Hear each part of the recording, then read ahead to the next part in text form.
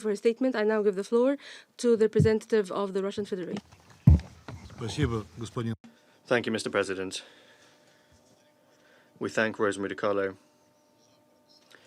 for presenting the report of the Secretary General on resolution of the Security Council 2231, and also João Vale de Almeida for his briefing. We note the work of the permanent representative of Belgium as Security Council coordinator on the implementation of the provisions of this resolution. We share the position of the Secretary General concerning the US withdrawal from the JCPOA and the reimposition of unilateral sanctions against Iran, which contradicts the purposes of the JCPOA and also Resolution 2231, and undermines Iran's ability to comply with the provisions of these documents. We would once again like to recall that the JCPOA and the unilateral adoption on the 20th of July 2015 of Security Council Resolution 2231 were among the more historic achievements in global diplomacy and multilateralism in general. These agreements proved that even the most acute problems and crises can be overcome through political means if the will to do so is there. Iran is conscientiously implementing its share of the agreements of the JCPOA. This is demonstrated by many reports from the IAEA Director General. In this sense, the JCPOA is an extremely important instrument in upholding the international non-proliferation regime, and Iran, one of the most verified countries in the world. Currently, the only way to preserve the plan is the good faith implementation of it by all of the remaining states parties of the obligations that they have voluntarily taken upon themselves. In this context, we note that the report of the Secretary General clearly demonstrates that Iran is strictly complying with all of its nuclear obligations in the face of considerable challenges. Mr. President, at all international platforms, we have repeatedly condemned irresponsible attempts to torpedo the agreements and expressed the hope that matters of international security and stability will stop being held hostage to the domestic political intrigues of individual states. Unfortunately, our appeals have been ignored and the unique potential of the JCPOA has been jeopardized. By unilaterally leaving the JCPOA and undermining these agreements that are fundamental for regional and global security, the United States is now trying to shift the blame for everything. They are not only refusing to implement Resolution 2231 that they endorsed, but trying to ever more painfully punish all other member states for implementing Security Council decisions. And conversely, they are demanding that Iran unquestioningly implement absolutely all of the obligations. Such examples of doublethink in the steps of the American administration are manifold. We hear assertions that nobody is planning regime change in Iran, and at the same time we hear threats about obliteration and new sanctions are being introduced. There are calls for dialogue, and then in parallel, openly, they declare the intention to increase military presence in the region. Such signals, which even an experienced cryptologist would struggle to decode, can only bring the situation to a point of no return. Mr. President, the only practical step that can be taken to save the JCPOA is the implementation by the remaining parties to the agreements of their obligations.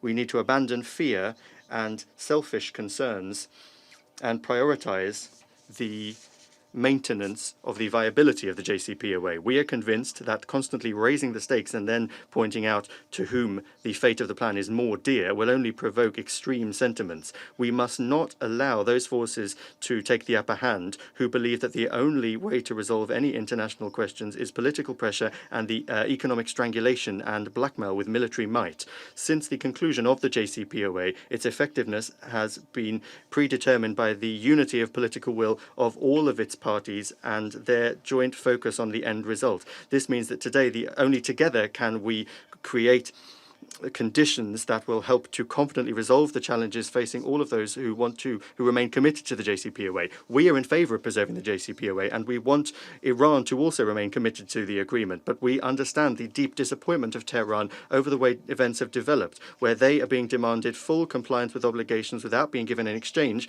the thing for which the deal was agreed. All the more so, this is taking place against the backdrop of Washington's desire to strangle Iran with economic sanctions, not to mention military threats. All parties to the JCPOA must take real rather than demonstrative efforts and steps so that Iran understands why it is implementing its obligations under the JCPOA. This is a legitimate requirement from Tehran. Mr. President, we note with regret that the report suffers from a chronic lack of evidence when it comes to the parts concerning Iran's missile program, the supposed shipments of arms from Iran, and alleged violations by Tehran of the provisions of Resolution 2231 concerning asset freezes and travel bans on individuals from the country. There's also the ongoing problem of the rather amateur inspections by representatives of the Secretariat who do not have the necessary skills nor a mandate to do so. The wording concerning confidence in the Iranian origin of some missiles and other weapons that representatives of the Secretariat were allowed to study ultimately does not prove anything.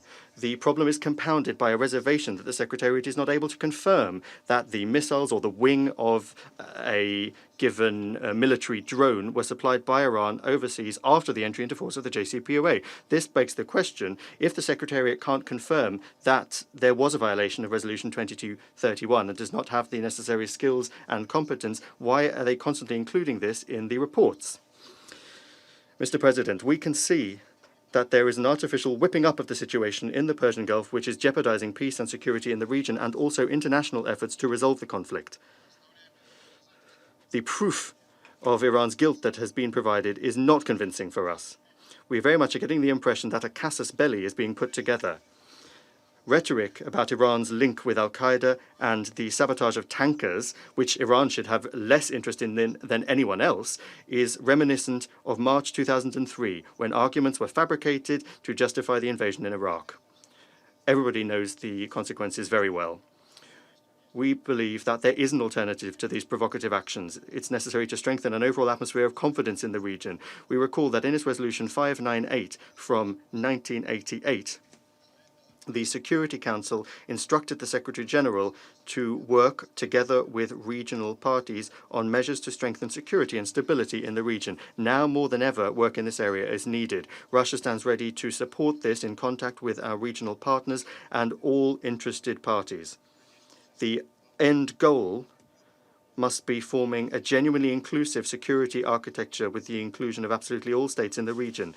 Our idea for strengthening security in the Persian Gulf under international guarantees remains relevant. Implementation of this could begin with holding a conference with the participation of states in this sub-region, with ultimately the involvement of other Middle Eastern states. And of course, we support the call of the UN Secretary-General for all steps to be taken that could lead to a de-escalation. Mr. President, in conclusion, I would particularly like to underscore that the Russian Federation remains committed to the unconditional implementation of the provisions of Resolution 2231 and the Joint Comprehensive Plan of Action. We join the appeal from the Secretary-General in the report to avoid provocative statements and actions which could have a negative impact on regional stability. We will continue to strive for dialogue aimed at finding compromises and a balance of interests. This is the only way. Only through coordinated collective efforts will we be able to bring the current development of events back under control. Thank you. أشكر مندوب الاتحاد الروسي على بيانه